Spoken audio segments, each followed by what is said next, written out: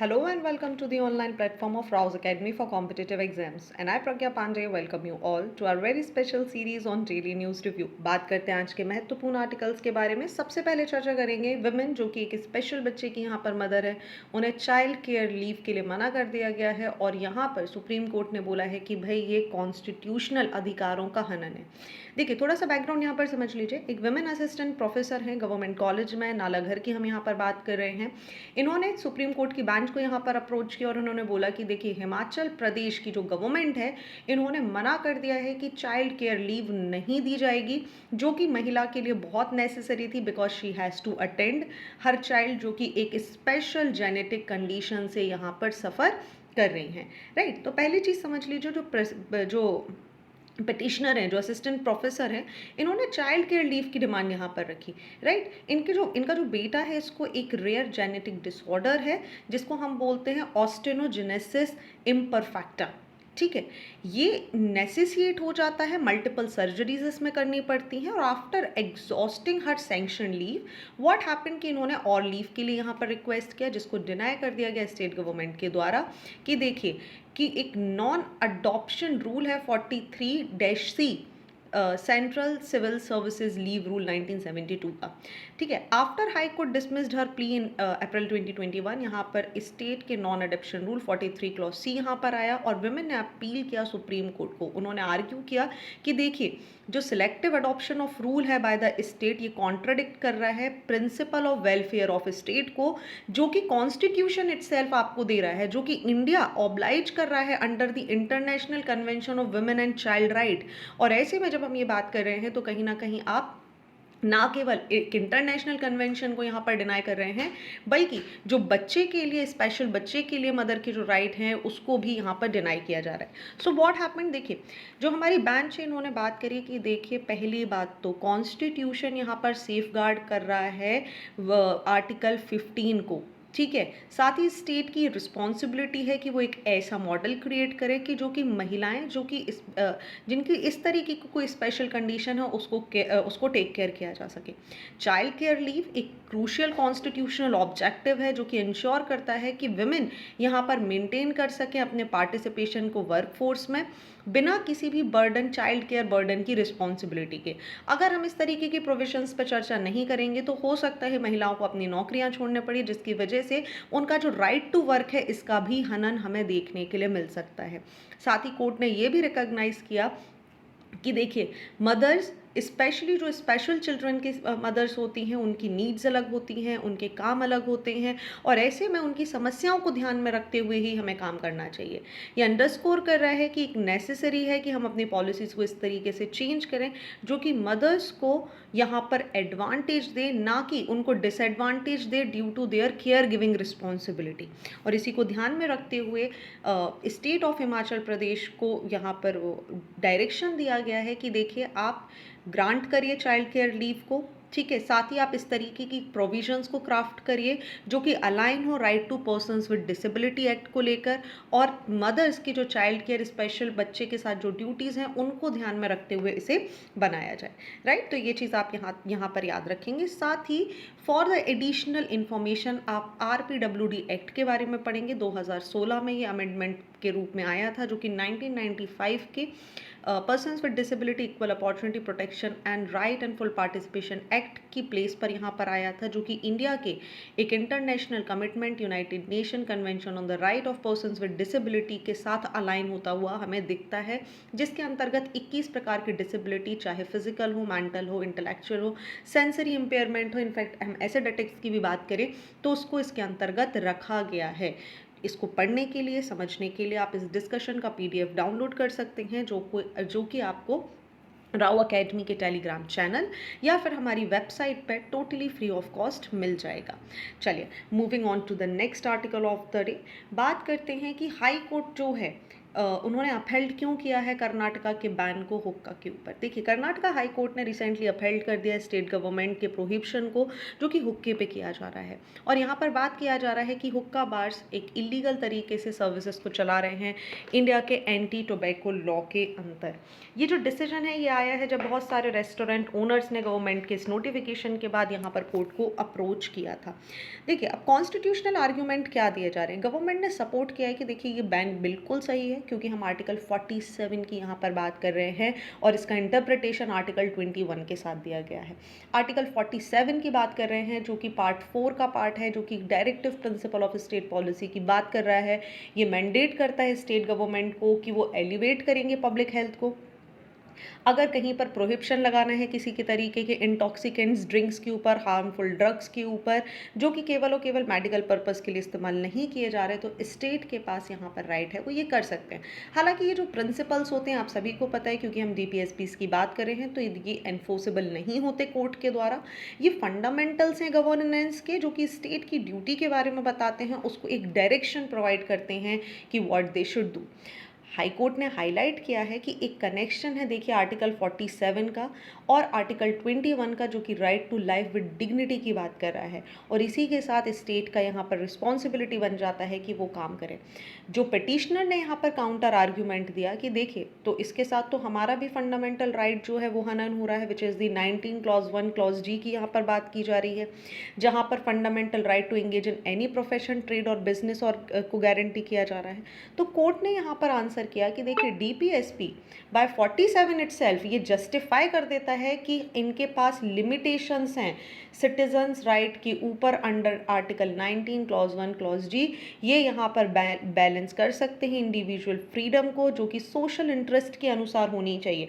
इसका मतलब ये नहीं है कि आप कोई भी बिजनेस में यहाँ पर इन्वॉल्व होंगे जिससे लोगों का नुकसान हो सकता है। सो ये एक चीज़ है, आपको ये दोनों आर्टिकल्स, जब क्योंकि हमने इसको रिपीट किया है डीपीएसपीस को, आर्टिकल 47, 21 और 19, तो आप इसका डिटेल में यहाँ पर अध्ययन अवश्य करेंगे।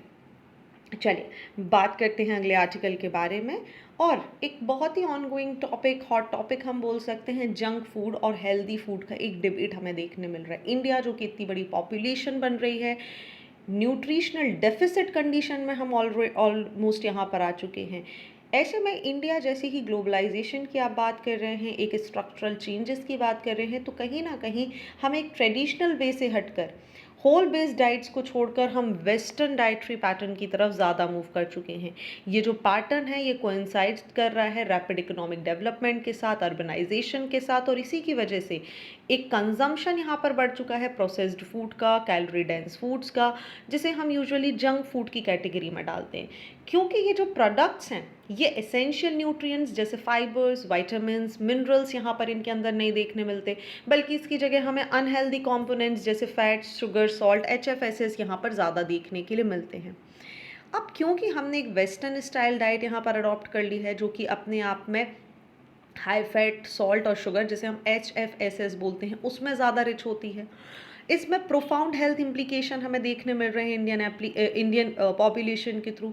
साइंटिफिक एविडेंस की ही अगर हम बात यहाँ पर करें, तो इंडिया आज की डेट में लाइफ स्टाइल डिसीजेस से सफ़र कर रहा है, जिसका सबसे primary reason unhealthy dietary habits हमें देखने के लिए मिल रही हैं, जो कि इन फैक्टर्स के लिए रिस्पॉन्सिबल हैं। स्पेशली जंक फूड कंजम्पशन की हम बात करें, पैक्ड फूड कंजम्पशन की बात करें, इंडिया में इस समय एक इम्यून रिस्पॉन्स बहुत ज़्यादा कॉम्प्रोमाइज़ हो चुका है। एलिवेटेड ब्लड शुगर लेवल हमें देखने के लिए मिल रहा है, ब्लड प्रेशर इंक्रीज़ हो रहा है, वेट गेन देखने मिल रहा है, और कहीं ना कहीं कैंसर के चांसेस भी यहाँ पर बढ़ चुके हैं, specially in younger generation, right. Recent studies भी जो ICMR ने यहाँ पर करी हैं, ये भी एक अलार्मिंग सिचुएशन क्रिएट कर रही हैं कि भारत में जो मेटाबॉलिक डिसऑर्डर्स है उनकी संख्या लगातार बढ़ रही है, और ये डबल और ट्रिपल हो जाएगी आगे आने वाले कुछ सालों के अंतर।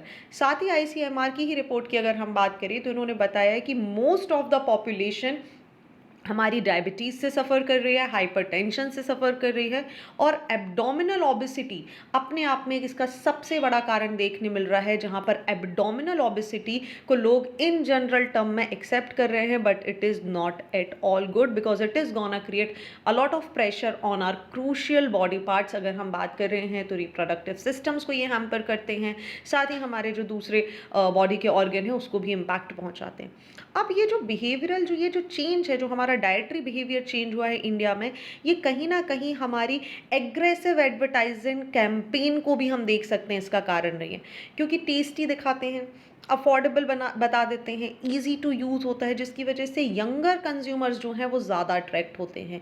एक रिसर्च कंडक्ट की गई centre for science and environment के द्वारा, जिसने बताया 93% चिल्ड्रन ऐसा खाना खाते हैं जो फूड पैक्ड होता है। 68% लोग दिन में कभी ना कभी एक बार ऐसे स्वीटनिंग बेवरेजेस को यूज़ करते हैं, और 53% इन दोनों में से कोई एक चीज़ कम से कम दिन में एक बार ज़रूर इस्तेमाल करते हैं।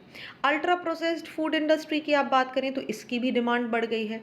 वहीं आप देखिए कि $535 बिलियन पे ये पहुंचने वाला है अपकमिंग 2025 एंड 26।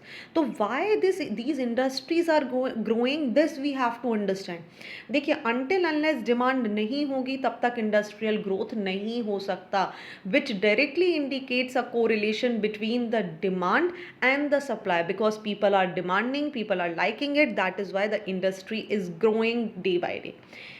क्योंकि हमें अगर जब हम इन चीज़ों की बात करते हैं तो हमें 2013 की सुप्रीम कोर्ट की एक बहुत ही महत्वपूर्ण रूलिंग को भी याद रखना होगा, जहां पर बात किया जा रहा है constitutional significance of protecting public health in the context of food safety. Court यहाँ पर असर्ट करता है कि देखिए, आर्टिकल 21 को फिर से यहाँ पर लेकर आया जा रहा है। बात कर रहे हैं कि ऐसा भोजन जो कि इंजीरियस है, ऐसे फूड आर्टिकल्स जो इंजीरियस हैं और जो कहीं ना कहीं हमारा जो फंडामेंटल राइट टू लाइफ है उसको नुकसान पहुंचा रहा है, अगर हम इसको ध्यान में रखें तो ये सॉलिड फाउंडेशन क्रिएट कर देता है कि हमें रेगुलेटरी एक्शंस लेने की ज़रूरत है, और कहीं ना कहीं सेफ गार्ड करना ज़रूरी है कंज्यूमर को अनहेल्दी फूड को लेकर। और उसी को ध्यान में रखते हुए गवर्नमेंट बहुत सारी इनिशिएटिव लेकर आता है, जैसे आपको पता है eat health, eat right India, fit India movement की हम बात कर लें, या फिर पोषण 2.0 की बात कर लें। अलॉन्ग विद दैट रिकॉग्नाइज किया जा रहा है FSSAI को, जो कि रेगुलेशन के लिए काम कर रहा है। ये रेगुलेशन इम्पोज करते हैं, रिस्ट्रिक्शन करते हैं sale of high fat, salt and sugar foods in India, specially school premises में इनको बैन किया गया कि स्कूल प्रमाइजेस की अगर आप बात कर रहे हैं तो उसके एटलीस्ट 5 किलोमीटर के एरियाज़ के आसपास इस तरीके की पैक्ड फूड्स को नहीं बेचा जाएगा, जिनके अंतर्गत हाई फैट, सॉल्ट और शुगर देखने के लिए मिलेगा, ताकि एक हेल्दियर फूड एनवायरनमेंट यहाँ पर क्रिएट किया जा सके। एडिशनली रिसेंट कुछ एक्शन लिए गए हैं national commission for protection of child right के द्वारा, जो कि हाईलाइट कर रहे हैं कि कहीं ना कहीं हमारे कुछ एफर्ट्स होने चाहिए कि ये जो मिसलीडिंग एडवर्टीजमेंट है इनके प्रमोशन को रोका जा सके। ऐसे एडवर्टीजमेंट जो बाय डिफॉल्ट अपने प्रोडक्ट को इस तरीके से पेश करते हैं कि बच्चे उसकी तरफ ज़्यादा अट्रैक्ट हों, जहाँ पर health drink despite their high sugar content, इनको भी रोकने की बात यहाँ पर की जा रही है। अब देखिए, पॉलिसीज़ का होना, गवर्नमेंट की इनिशिएटिव होना, it is a different thing, but there are certain challenges जो कि इसके इफेक्टिव इम्प्लीमेंटेशन में प्रॉब्लम क्रिएट करते हैं, which is first thing is the behavioural change, second thing is the demand. ठीक है, गवर्नमेंट पॉलिसीज़ बना देगी, लेकिन हमें इनकी डिमांड को यहाँ पर रोकना होगा। एक क्रूशियल आस्पेक्ट है गवर्नमेंट का कि वो सेफ गार्ड करे चिल्ड्रंस को from the adverse effect of the junk food, specially जिनमें HFSS फूड की हम यहाँ पर बात कर रहे हैं। डिस्पाइट देयर रेगुलेशन, अगर हम बात करें food safety and standard authority of India की कि उन्होंने रिस्ट्रिक्शन किया है, बट एक क्लियर डेफिनेशन अभी भी हमें देखने नहीं मिलती, जिसकी वजह से जो इम्प्लीमेंटेशन है ये अभी भी प्रॉब्लमेटिक होता है। सो देखिए, इम्पॉर्टेंट हो जाता है कि FSSAI को एक नेसेसरी स्टेप लेना होगा कि वो सबसे पहले HFSS फूड को डिफाइन करें इंडियन कॉन्टेक्स्ट में, क्योंकि देखिए, जब भी किसी चीज़ के ऊपर क्वेश्चन मार्क उठाया जाता है, पहला सवाल आ जाएगा कि नहीं भाई, इसकी तो डेफिनेशन ही क्लियर नहीं है। एडिशनली ऐसे इंस्टीट्यूशन जैसे हम national commission for protection of child right की बात करें, वो भी एक बहुत महत्वपूर्ण रोल प्ले कर सकते हैं। एक स्ट्रिक्ट एडहेरेंस या एक रेगुलेशन यहाँ पर क्रिएट किया जा सकता है गवर्नमेंट के द्वारा कि स्कूल एनवायरनमेंट एनवायरनमेंट कैसा हो, किस तरीके की फूड हो जो यहाँ पर बच्चों को दिए जा रहे हैं, और एक प्रॉपर चेक एंड बैलेंस यहाँ पर किया जाए। Along with that front of pack labelling को भी यहाँ पर इस्टेब्लिश किया जा सकता है कि भाई इन्फॉर्म्ड चॉइसेस के लिए। अभी आप यूजुअली देखते होंगे कि आप कोई भी सामान खरीदेंगे तो उसमें पीछे आपको बहुत छोटी सी इन्फॉर्मेशन देखने के लिए मिल जाती है, बिल्कुल पीछे लिखा होता है। तो वो इन्फॉर्मेशन यूजुअली हम इग्नोर कर देते हैं, हमें पता नहीं होता है, कंज्यूमर समझ नहीं पाते।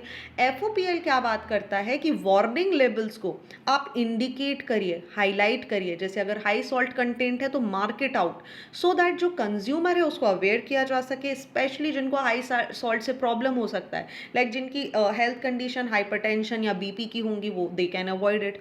सो by drawing attention to key nutrition aspect on the front of the packaging, FOPL facilitate करता है कि इन्फॉर्म करिए, जब भी कोई कंज्यूमर कोई फूड को खरीद रहा है तो उसकी डिसीजन मेकिंग चॉइसेस को यहाँ पर सपोर्ट करना है।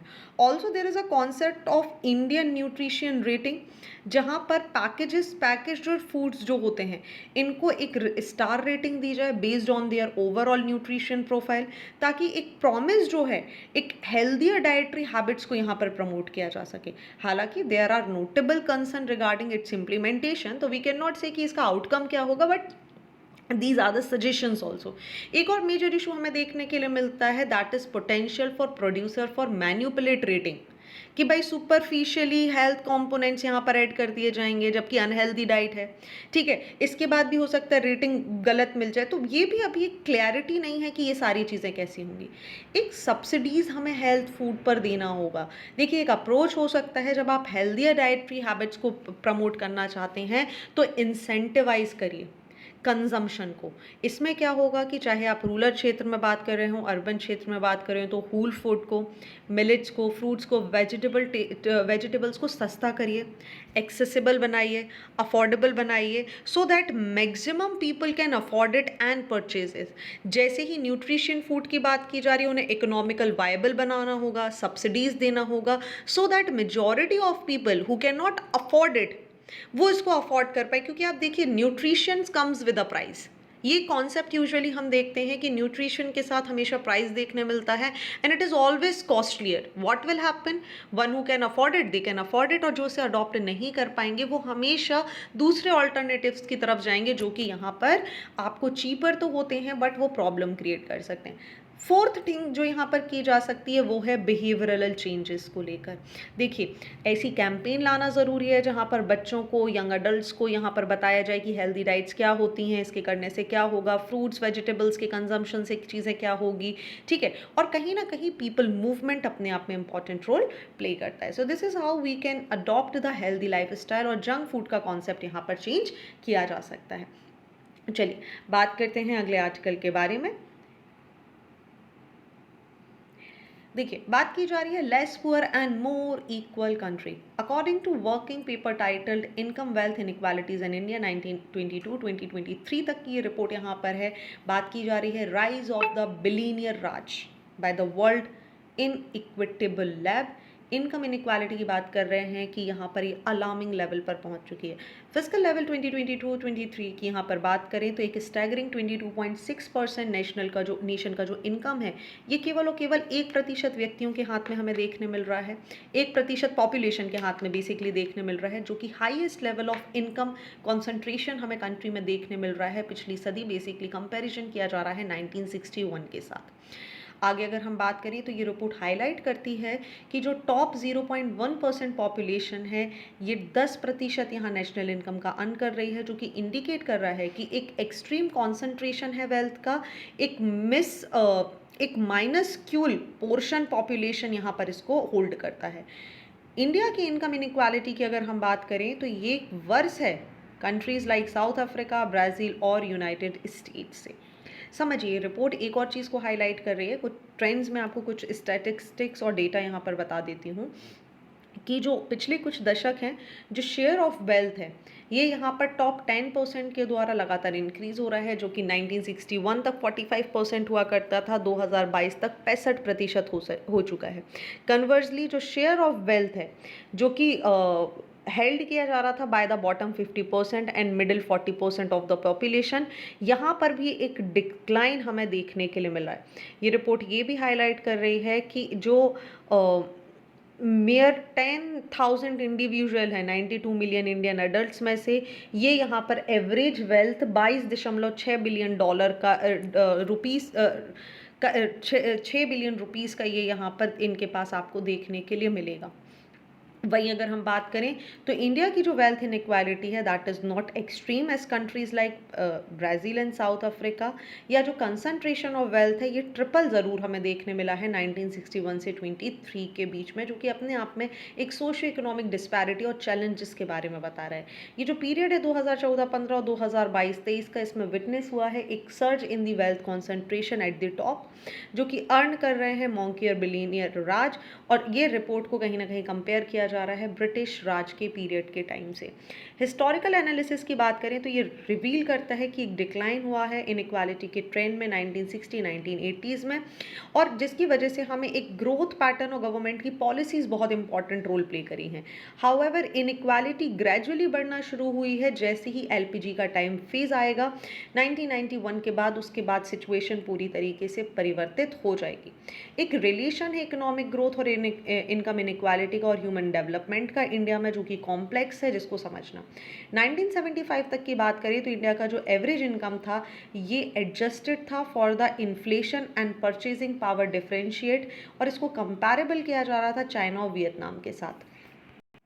हालांकि अगले 25 सालों में अगर हमने देखा 1975 के बाद, तो जो इनकम है चाइना और वियतनाम में ये सर्ज हुई by 35 to 40% compare to India, जो कि अपने आप में एक stage of divergent growth trajectory को बताता है। 2000 के बात करें तो चाइना ने एक्सपीरियंस किया एक रैपिड इकोनॉमिक एक्सपांशन, और इंडिया इससे 2.5 टाइम्स पीछे रह गया।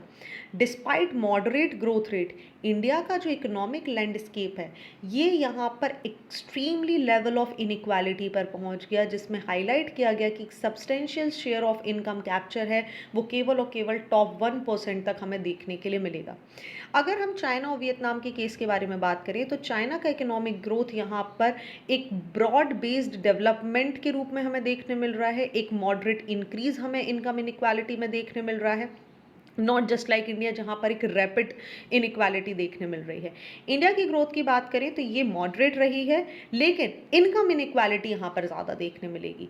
Consequently India is labelled as both poor and very unequal state as well, जहाँ पर हाई इनकम ग्रोथ तो आपको देखने के लिए मिल रही है बट इनकम इनइक्वालिटी भी उतनी ज़्यादा देखने के लिए मिलेगी। इम्पॉर्टेंट है ये चीज़ समझना ह्यूमन डेवलपमेंट के कॉन्टेक्स्ट से, क्योंकि ह्यूमन डेवलपमेंट इनकम पास करता है कि कैपेबिलिटी क्या है, पॉवर्टी रिडक्शन किस तरीका का है, क्या चीज़ें हैं जो हमारी इंक्लूसिव ग्रोथ की तरफ काम करेंगी। ऐसे में अगर हम इंडिया की परफॉर्मेंस देखें in human development, as per human development report 2023-24 की बात करें तो इंडिया रैंक कर रहा है हमारे नेबरिंग कंट्री से भी नीचे, जैसे श्रीलंका से हम पीछे हैं, भूटान, बांग्लादेश से, जबकि हम दुनिया की 5th लार्जेस्ट इकोनॉमी हैं। दूसरी तरफ अगर हम ह्यूमन डेवलपमेंट परफॉर्मेंस की बात करें तो हम बहुत पीछे रह जा रहे हैं, क्योंकि इकोनॉमिक ग्रोथ अकेली यहाँ पर ट्रांसलेट नहीं कर रही है कि ह्यूमन डेवलपमेंट कैसे हो रहा है, उसके लिए सभी का इंक्लूसिव ग्रोथ होना ज़रूरी है, और इंक्लूसिव ग्रोथ यहाँ पर काम नहीं कर रहा है। इसी को ध्यान में रखते हुए बहुत सारे इनिशिएटिव जैसे प्रधानमंत्री गरीब कल्याण योजना जैसी स्कीम्स चलाई जा रही हैं, ताकि एक जो सोशो इकोनॉमिक डिस्पैरिटी है इसे दूर किया जा सके। चलिए moving on to the next article of the day, बात की जा रही है प्रधानमंत्री आवास योजना के बारे में, जो कि गवर्नमेंट का एक फ्लैगशिप प्रोग्राम है, 2015 में से शुरू किया गया था। इसके बारे में कुछ क्रिटिकल व्यू यहाँ पर हैं जिसको हम चर्चा नहीं करेंगे, हम डायरेक्टली अपने एग्जाम पॉइंट ऑफ व्यू से प्रधानमंत्री आवास योजना के बारे में यहाँ पर चर्चा करेंगे। प्रधानमंत्री आवास योजना की बात करें, U means urban, R means rural, ठीक है। ये क्रेडिट लिंक सब्सिडी स्कीम है जिसे इनिशिएट किया गया था हमारी गवर्नमेंट ऑफ इंडिया के द्वारा 2015 में, ताकि फैसिलिटेट किया जा सके अफोर्डेबल हाउस का, specially for lower and middle income groups. इसकी अगर हम बात करें तो 2 करोड़ अफोर्डेबल हाउसेस को बनाने की बात की गई थी 2022 तक, हालांकि इसको अभी चेंज कर दिया गया है डेट को, और ये पहुंच चुकी है 2024 तक। प्रधानमंत्री आवास योजना अर्बन की बात करें तो ये अर्बन पुअर्स के लिए है, और प्रधानमंत्री आवास योजना ग्रामीण की बात करें तो ये रूरल एरिया के लिए हमें देखने के लिए मिलेगी। ये स्कीम इंटीग्रेट की गई है दूसरे सारे इनिशिएटिव से, जहाँ पर एक हाउस कि बेसिक एमिनिटीज़ जैसे टॉयलेट, इलेक्ट्रिसिटी, वाटर सप्लाई सभी को एक साथ लेकर आया जा रहा है। प्रधानमंत्री आवास योजना अर्बन की बात करें तो मेजर फ्लैगशिप प्रोग्राम है ministry of housing and urban affairs के अंतर्गत, जहां पर बात किया जा रहा है कि अलग अलग वर्टिकल्स जैसे beneficiary led construction, enhancement, affordable house in partnership, in situ slum redevelopment और क्रेडिट लिंक सब्सिडी स्कीम सभी को साथ में लेकर काम करेगा।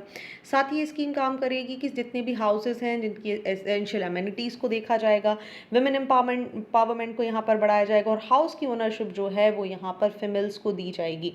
साथ ही ये प्रायोरिटाइज कर रहा है वल्नरेबल सेक्शन ऑफ सोसाइटी को, डिफरेंटली एबल पर्सनस को और सीनियर सिटीजन और माइनॉरिटीज़ को भी। वहीं अगर हम ग्रामीण की बात करें तो यहाँ पर पक्का मकान बनाने की बात की जा रही है, बेसिक एमिनिटीज़ यहाँ पर देने की बात की जा रही है। जो लोग कच्चे घरों में रह रहे हैं उनको या सीवियरली डैमेज घरों में रह रहे हैं उन्हें पक्का मकान 2024 तक देने की बात इस पर्टिकुलर योजना के अंदर की जा रही है। तो ये इस पर्टिकुलर योजना के बारे में है। आई होप यहाँ तक आपको सारी चीज़ें क्लियर हो चुकी होंगी। बात करते हैं last article of the day के बारे में, which is the how India is planning to boost electronic vehicle production. March 15 आपको याद होगा यूनियन गवर्नमेंट ने अप्रूव कर दी है हमारी पॉलिसी, जिसका मुख्य उद्देश्य है कि इंडिया को मैन्युफैक्चरिंग हब बनाना है इलेक्ट्रिक व्हीकल्स को लेकर। ये पॉलिसी बात कर रही है कि हमें ग्लोबल ईवी मैन्युफैक्चरिंग इन्वेस्टमेंट को इंडिया में लेकर आना है और इस्टेब्लिश करना है मैन्युफैक्चरिंग ऑपरेशंस को। गवर्नमेंट हाईलाइट कर रही है कि ये इनिशिएटिव ना केवल इंडियन कंज्यूमर को एक लेटेस्ट ईवी टेक्नोलॉजी तक पहुंचाएगा, बल्कि साथ ही ये इंडिया को मेक इन इंडिया इनिशिएटिव की तरफ फॉस्टर करेगा। एक कंपटीशन हमें देखने मिलेगा ईवी प्लेयर्स के बीच में और अल्टीमेटली हायर प्रोडक्शन होगा, इकोनॉमिक स्केल बढ़ेगा और एयर पॉल्यूशन को भी कम किया जाएगा। अगर हम इस पॉलिसी की हाईलाइट के बारे में बात करें तो यहाँ पर मिनिमम इन्वेस्टमेंट ऑफ 4150 करोड़ की बात की जा रही है, ताकि दो प्राइमरी ऑब्जेक्टिव्स को अचीव किया जा सके। पहला, लोकल प्रोडक्शन को बढ़ाना और दूसरा, इलेक्ट्रॉनिक व्हीकल्स की जो कार्स हैं उनके सेल को 30% बाय 2030 तक यहाँ पर बढ़ाना। ये प्रोवाइड कर रहा है एक framework for the global EV manufacturer जैसे टेस्ला और BYD की वो इंडियन मार्केट में एंटर करें और इस्टेब्लिश करें अपने लोकल मैन्युफैक्चरिंग फैसिलिटीज़ को। साथ ही सेंट्रल गोल जो है कि भाई ट्रांजिशन करना है to localize production in a commercially viable manner, tailored करना है लोकल मार्केट को कंडीशन और डिमांड के आधार पर। साथ ही यहाँ पर बात की जा रही है कि इंपोर्ट ड्यूटीज़ को कम कर दिया जाएगा, लगभग जो अभी 70 से 100% है उसे 15% तक कर दिया जाएगा।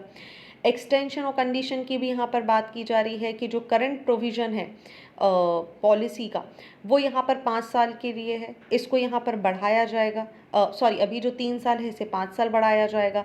इंसेंटिवाइज कर दिया जाएगा इस टाइम पीरियड को, मैन्युफैक्चरिंग इंफ्रास्ट्रक्चर को, ताकि कंटिन्यूटी इंपोर्ट सब्सिडीज़ की हमें देखने के लिए मिले। ऑलराइट, तो जहाँ पर इसकी कुछ अच्छी चीज़ें हैं वहीं हमें डोमेस्टिक प्लेयर्स पे इसका रोल क्या पड़ेगा ये भी देखना होगा। ये माना जा रहा है कि पॉलिसी जो इंसेंटिवाइज करेगी ग्लोबल ईवी प्लेयर्स को और इंडियन जॉइंट वेंचर्स को which such players to expand sale and manufacturing in India. ये एक्सपांशन फैसिलिटेट करेगा टेक्नोलॉजी ट्रांसफ़र को, हमारे लोकल सप्लायर इकोसिस्टम यहाँ पर इंक्रीज़ होगा और जिसकी वजह से हमारा global and local manufacturing increase हो जाएगा। हालांकि कुछ ग्लोबल OEMs की अगर हम बात करें in luxury segment, they have already planning to localise their EVs in India. ये यहाँ पर एक डिसएडवांटेज हो सकता है क्योंकि शायद जो लोग हैं इंडस्ट्री है, एक्सपर्ट है, इनका मानना है कि एक बेनिफिट है ओरिजिनल इक्विपमेंट मैन्युफैक्चरिंग का, जिसकी वजह से एक हायर एंड ऑफ मार्केट हमें मिल सकता है और अगर उसका लोकलाइजेशन होगा तो वो अपने आप में चैलेंज हो सकता है। ईवीज़ का पेनिट्रेशन अगर हम बात करें तो ये सिग्निफिकेंट है 2 और 3 व्हीलर सेगमेंट में। पैसेंजर व्हीकल्स की अगर हम बात करें तो अभी केवल और केवल 2.2% ही हमें देखने के लिए मिल रहा है, क्योंकि मेजॉरिटी ऑफ लोग यहाँ पर पब्लिक ट्रांसपोर्ट का इस्तेमाल करते हैं। ऐसे में ईवीज़ का जो सेगमेंट है उसको पब्लिक ट्रांसपोर्टेशन मॉडल में लाना ज़्यादा महत्वपूर्ण हो जाता है।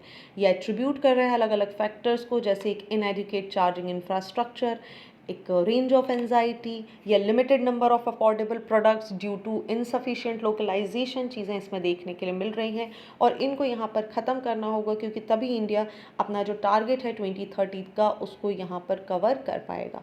चलिए, तो ये थे आज के महत्वपूर्ण आर्टिकल। आई होप आपको सारी चीज़ें क्लियर हो चुकी होंगी।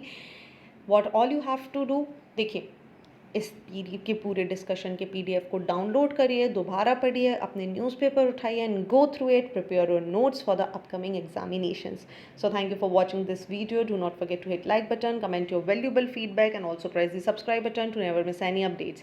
Please follow us on Instagram and Facebook. Links are given below in the description box. Thank you and see you soon.